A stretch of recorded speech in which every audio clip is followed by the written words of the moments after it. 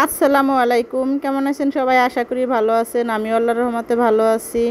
প্রতিদিনের মতো Shahnaz blog and কুকিংয়ে আরেকটা লং ভিডিও নিয়ে আসলাম।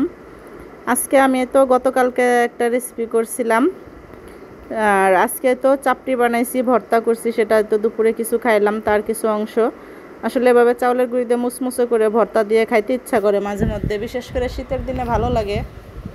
তাই মাঝে মধ্যে কিন্তু নাস্তা হিসেবে এগুলো খারাপ না, ভালোই লাগে।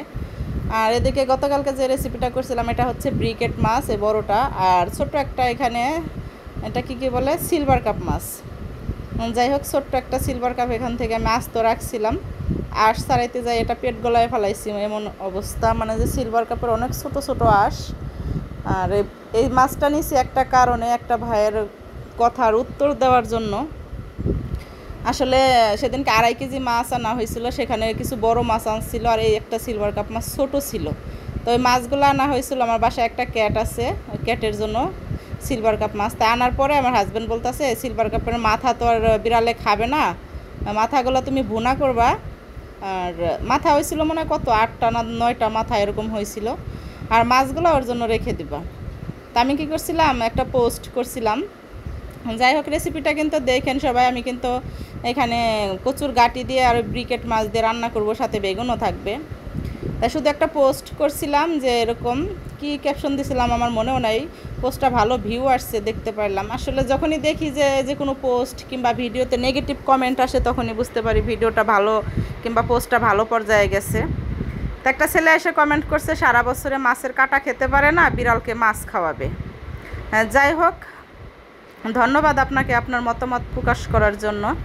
আর ওইখান থেকে আমি ইচ্ছা করি যে বললাম ছোট্ট একটা মাছ রেখে দিছিলাম। ওইখানে মাছ ছিল 2-3 রকমের, মানে বড় ছিল। তাই বড় 4টা মাছের মাথাগুলো আমি ভুনা করছিলাম, আর ছোটো 5 থেকে 6টা মাছের মাথা আমি রেখে দিছিলাম। তাই সেইখান থেকে আস্ত মাছটাই রাখছিলাম, যেটা মুসমুসে করে ভেজে তারপরে ওর আব্বুকে দিব খেতে। যাই হোক, এখানে কিন্তু আমি কচুর গাঁটি দিয়ে দিছি আর বেগুনটা দিয়ে দিছি। বেগুনটা একদম সফট, মানে যে গাঁটি কিন্তু সেদ্ধ করে নিছি, তার আগে বেগুনটা গলে গেছে, দেখতেই পারছেন। খেতে অনেক মজা লাগছিল। এদিকে আমি সুন্দর করে কষিয়ে নিব, কষিয়ে তারপরে তো ঝোলের জন্য পানি দেবো। আসলে ভাই আপনাদের কমেন্ট, কিছু কিছু লোক আছে মানে যে খারাপ রান্না দেখলেও ভালো কমেন্ট করে, আবার কিছু লোক আছে ভালো রান্না থাকলেও খারাপ কমেন্ট আসে, সেটা খুদ ধরে। এটা যার যার স্বভাব, এগুলোতে আমার কিছু যায় আসে না। কিন্তু আপনাদের কমেন্টের উপরে ভিত্তি করে আমাদের ভিডিও বানাইতে কিন্তু খারাপ লাগে না, ভালোই লাগে। আপনারা কমেন্ট করবেন, ওইটা থেকে আমাদের একটা ভিডিও বানানোর, ভয়েস দেওয়ার একটা আইডিয়া চলে আসবে, সত্যি বলছি। যাই হোক, আমি কিন্তু এখানে ঝোলের জন্য পানি দিয়ে দিছি। আর যারা আমার ভিডিও দেখেন প্রতিদিন, তাদেরকে অসংখ্য ধন্যবাদ। যারা ফেসবুক থেকে দেখবেন অবশ্যই লাইক কমেন্ট শেয়ার করবেন, আর ইউটিউব থেকে দেখলে আমার চ্যানেলটা অবশ্যই সাবস্ক্রাইব করে রাখবেন। এদিকে কিন্তু আমার রান্নাটা প্রায় শেষের দিকে।